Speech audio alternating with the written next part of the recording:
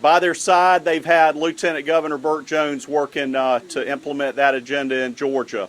And as we are getting ready to go to vote tomorrow, Governor Brian Kemp's got some big news. Let's hear from Governor Brian Kemp. Well, good morning, everybody. It's an honor for the greatest First Lady in the country, Marty Kemp, and I to be here this morning to make sure that Georgia remains the best place to live, work, and raise a family.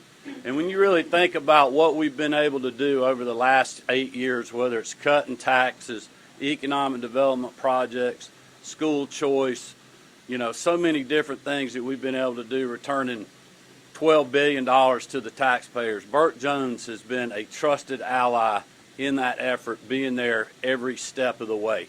And to me, this election is a very clear choice about the direction that you want our state to go. Whether you want to keep it moving the way we have over the last 24 years under Republican leadership, when you think about what Sonny Perdue did, what Governor Deal did, what my administration, working with many of the legislators here today and many that have since ended up leaving government, we've just done some incredible things. Or you can go the way of the disaster of Keisha Lance Bottoms. When you think about Georgia fighting to keep our state open during COVID, as Matt Reeves was just saying, sorry about that, Matt. I was thinking about my old floor leader who was in that fight. But you think back to that time, you had people that were advocating to put lives, to make sure lives were just as important as livelihood. And then you had Keisha Lance Bottoms wanting to keep our state shut down, keep the city shut down, not allow businesses to open up. You think about the disaster of violent crime under her administration versus the Republican leadership that Burt Jones and I have worked on, going after criminal street gangs, creating the crime suppression unit, actually aiding the city of Atlanta to keep it from being burned down during civil unrest. Burt Jones has been in that fight every step of the way, from his time in the state Senate to his time as Lieutenant Governor working with us. So for me, this is a clear choice on keeping our state moving in the right direction. That's why Marty and the girls and I will be voting for Burt Jones tomorrow to keep our state moving forward and to make sure that we have the best chance to win in November. I've said all along, my whole goal during this whole primary and runoff season was to make sure that we win in November, keep our state moving in the right direction, because the alternative of Keisha Lance Bottoms to that is just unacceptable. So help me welcome our next governor, the 84th governor, Burt Jones. Appreciate it very much. Yep. Thank you, Governor. Thank you, Governor and First Lady Marty Kemp. Thank y'all so very much. Very kind of you and very nice words from Governor Kemp, which he's right. Georgia is the envy of the country right now, and it's because of great leadership that the governor has put forward for the last 8 years.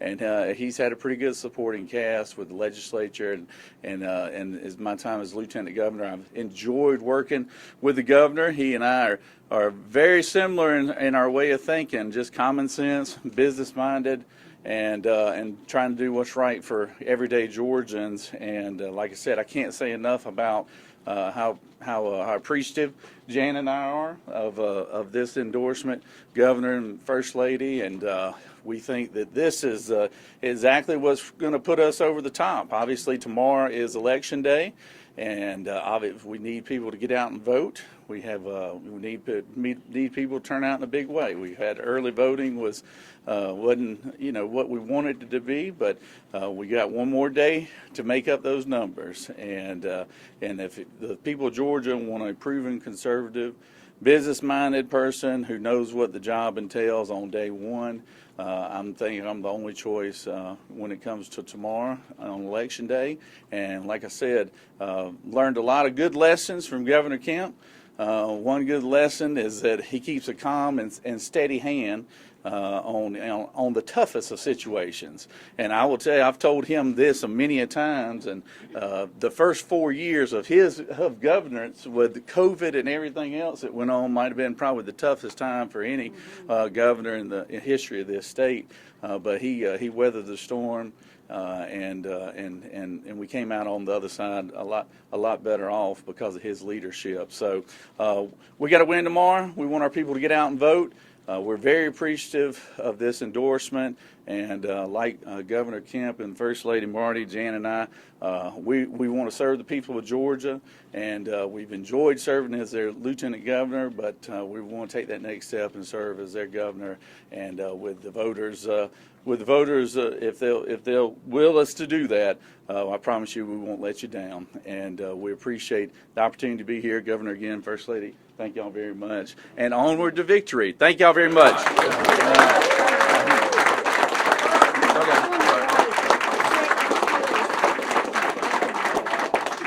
Hey, Greg. Yeah, hey guys, this question is for the governor.